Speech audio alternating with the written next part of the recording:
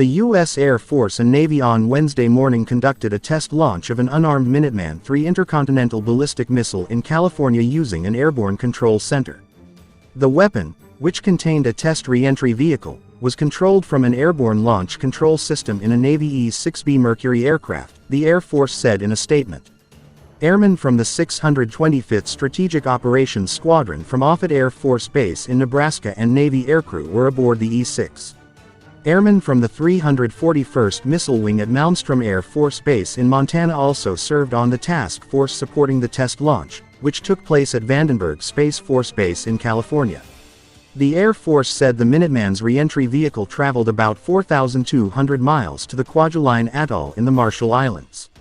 This was the first Minuteman test since February 9, and the first time a test involved the use of the Airborne Control Center since August 16.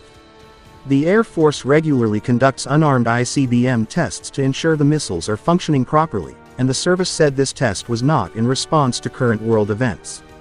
The Air Force said Wednesday's test verified the ICBM's accuracy and reliability, and produced data that the Defense Department, Energy Department and U.S. Strategic Command will use to ensure the military's nuclear missile enterprise is safe and secure.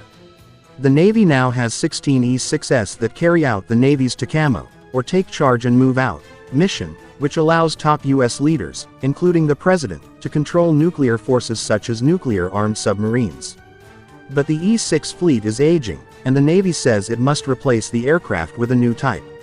Northrop Grumman, Lockheed Martin's Skunk Works, and Raytheon Intelligence and Space are among the companies working together to bid on the E-6 replacement, now referred to as EXX.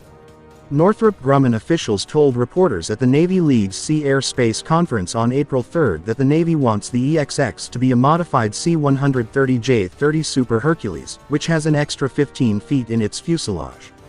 The Air Force and Northrop Grumman are also developing a successor to the Minuteman III, the LGM-35A Sentinel, which is expected to reach initial operational capability in 2029. The Air Force said it will keep operating the Minuteman III until the Sentinel reaches full capability in the mid-2030s.